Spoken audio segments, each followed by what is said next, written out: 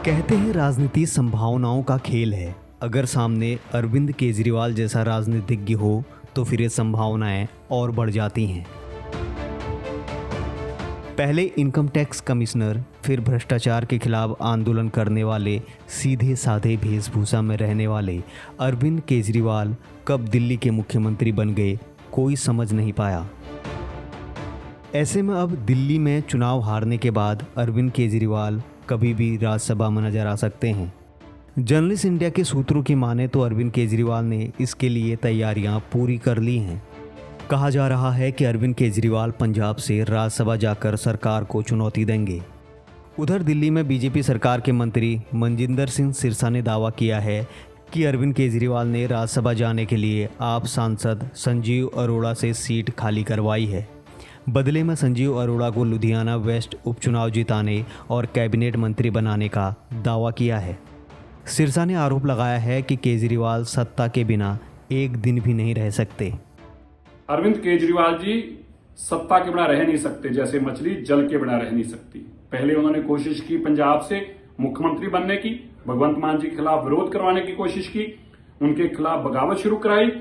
मनीष सिसोदिया जी पंजाब गए, राघव चड्ढा जी गए, पाठक जी जाके बैठे रहे एमएलए को कन्वे और कन्विंस करने के लिए, लेकिन जब वो नहीं माने तो अब इन्होंने राज्यसभा में जाने का फैसला किया है और कोशिश किया है कि संजीव अरोड़ा को वेस्ट डिस्ट्रिक्ट से चुनाव जिताया जाए, लुधियाना वेस्ट से, और उसको लालच दिया कि तुझे मंत्री बनाएंगे और फिर राज्यसभा में अरविंद केजरीवाल जी जाएंगे। ऐसा ही कुछ आरोप कभी आम आदमी पार्टी की ओर से पंजाब में विपक्ष के नेता रहे वर्तमान में कांग्रेस के विधायक सुखपाल खैरा लगा रहे हैं। सुखपाल खैरा ने एक्स पर एक पोस्ट शेयर करते हुए लिखा, आम आदमी पार्टी ने राज्यसभा सदस्य संजीव अरोड़ा को लुधियाना पश्चिम से उम्मीदवार बनाकर ये तय कर दिया है कि अरविंद केजरीवाल पीछे के दरवाजे से राज्यसभा जाएंगे।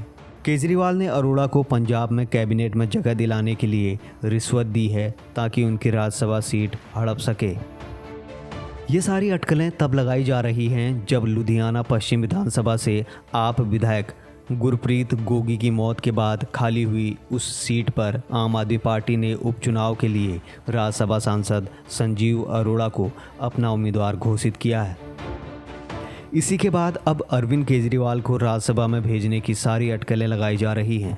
आरोप लग रहे हैं कि पहले आपके बड़े नेता मनीष सिसोदिया, राघव चड्ढा और दुर्गेश पाठक ने मिलकर भगवंत मान को मुख्यमंत्री पद से हटाने की योजना बनाई। जब उसमें सफलता नहीं मिली तो अब वो लुधियाना वेस्ट से आम आदमी पार्टी के उम्मीदवार संजीव अरोड़ा को जिताने की पूरी तैयारी में लग गए हैं ताकि अरविंद केजरीवाल के राज्यसभा जाने का रास्ता साफ हो सके। अगर अरविंद केजरीवाल राज्यसभा जाते हैं तो इससे आम आदमी पार्टी पर उनकी पकड़ बनी रहेगी और वो पार्टी में अपने एजेंडे सेट कर सकते हैं। केजरीवाल संसद में पहुंचकर सरकार को ज़्यादा आक्रामक तरीके से घेर सकते हैं। अरविंद केजरीवाल के संसद जाने से विपक्ष को भी सरकार को घेरने के लिए एक और मजबूत साथी मिल जाएगा। राज्यसभा जाकर केजरीवाल पार्टी के साथ साथ दिल्ली और पंजाब पर भी फोकस कर सकते हैं। राज्यसभा जाकर अरविंद केजरीवाल संवैधानिक पद पर भी बने रहेंगे और पूरे प्रोटोकॉल के साथ सरकार के सामने खड़े रहेंगे। अरविंद केजरीवाल के राज्यसभा जाने से सत्ता पक्ष यानी बीजेपी के क्या रहेंगी मुश्किलें, आपको वो भी बताते हैं।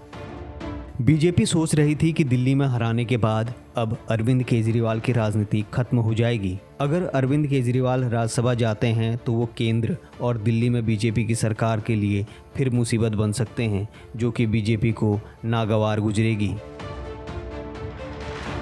ऐसे में बीजेपी का अगला प्लान होगा कि दिल्ली में शराब घोटाले को लेकर कैग की रिपोर्ट या फिर भ्रष्टाचार के अन्य मामलों में अरविंद केजरीवाल को उलझाकर उन्हें जेल भेजा जा सके ताकि वो अरविंद केजरीवाल की राजनीति पर फिर ब्रेक लगा सके। इन सभी संभावनाओं के बीच अब सब कुछ भविष्य के गर्त में है कि अरविंद केजरीवाल राज्यसभा जाते हैं या फिर jail.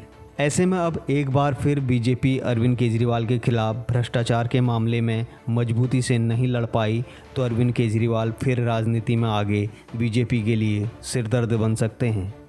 Bureau report, journalist India.